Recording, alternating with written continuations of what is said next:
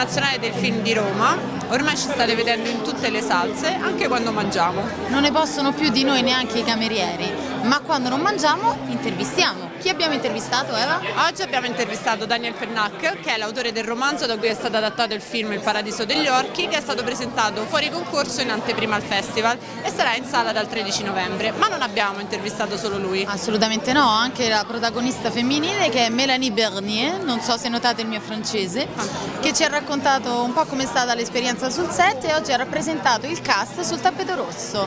Che dire, cara Carducci? Ecco a voi le interviste. Godetevele. Come mai secondo lei ci sono voluti più di 30 anni per portare sul grande schermo un personaggio straordinario come Melusine? Parce que je n'ai pas cherché à faire adapter mes livres. J'ai pas cherché.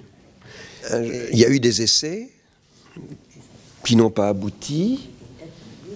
Et puis, il y a 4 ou 5 ans, à la sortie d'un théâtre où je faisais la lecture, un jeune homme, Nicolas Barry, très enthousiaste, très généreux, comme ça m'a sauté dessus en me disant « Je veux tourner Il Paradiso degli Orchi ». J'ai dit « Tu veux le tourner, figlio mio? Ma bénédiction, fais-le, tourne ». Et voilà. Quanto il mondo nel Paradiso degli Orchi nel film è simile al mondo che aveva immaginato quando ha scritto il romanzo?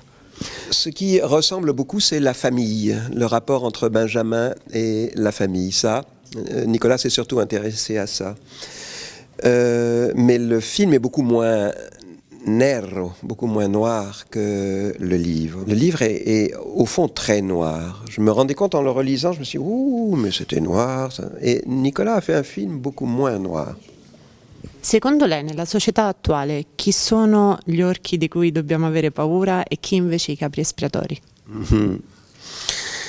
Eva, quel âge as-tu? 28. 28.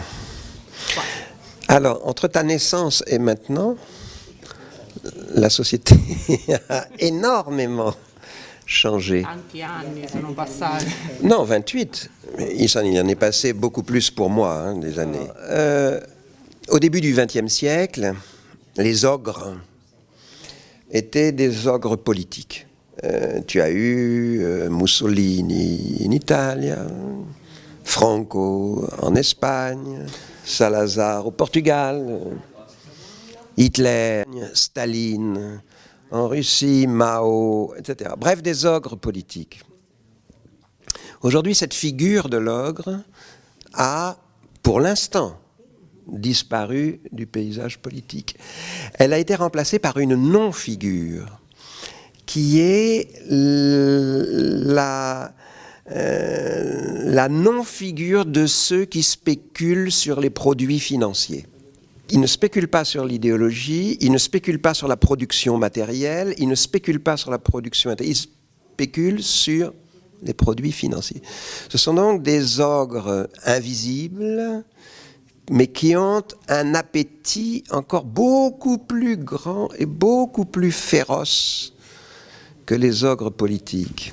Lei, oltre ad essere un grandissimo scrittore, è anche un insegnante. Che libri suggerirebbe e che film suggerirebbe ai suoi studenti? Moi? À mes étudiants? À mes étudiants, alors par exemple, mes étudiants français, tous les ans, je leur lisais à voix alta, voce alta, Il Visconte di Mezzato. Voilà. Tous les ans, je lisais Il Visconte di Mezzato. Et les films que je recommande, si là encore dans le domaine italien, et pas seulement parce que nous sommes à Rome, mon Dieu absolu, c'est Fellini. Voilà, c'est pas très original. Hein.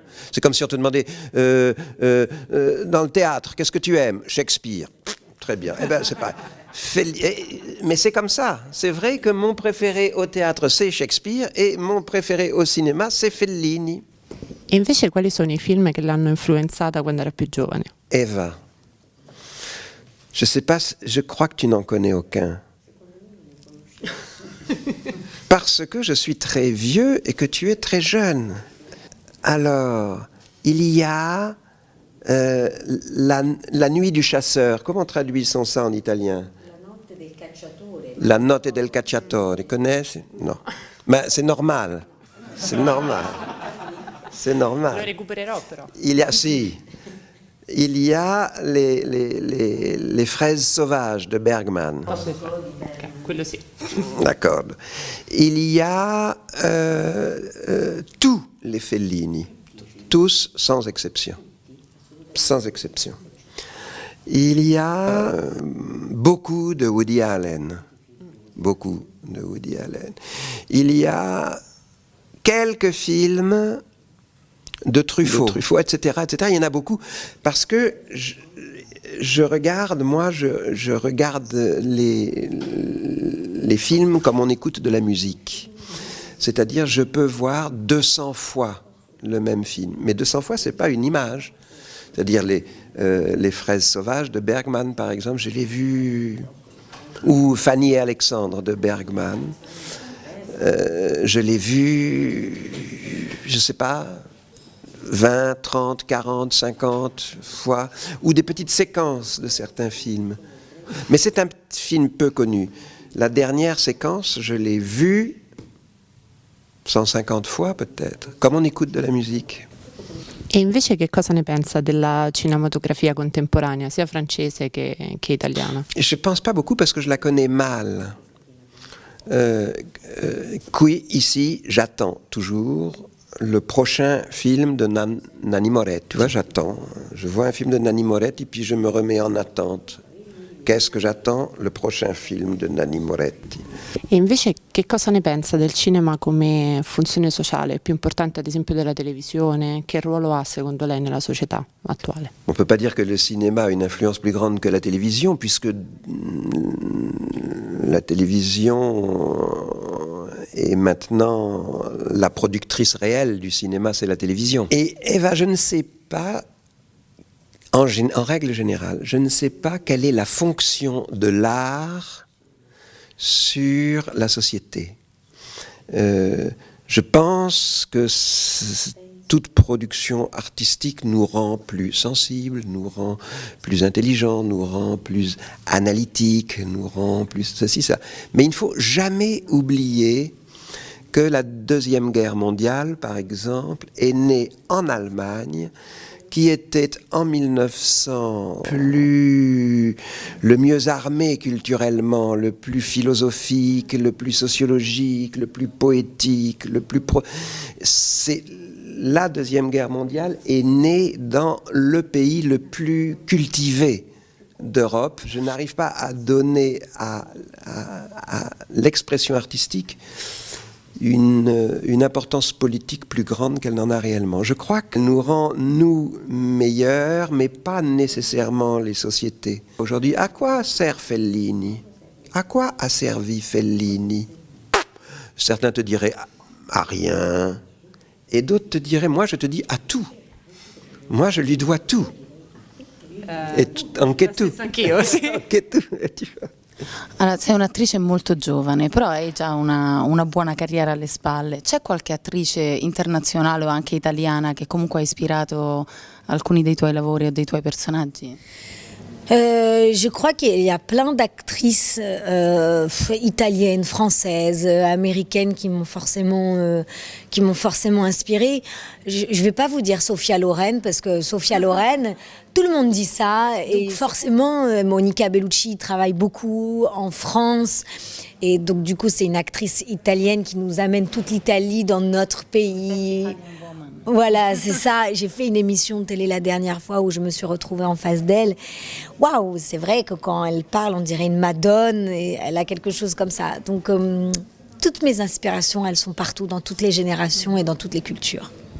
Oggi sarai la rappresentante di questo film e di un cast di riguardo. Come ti senti ad essere a Roma e ad un festival come quello di Roma?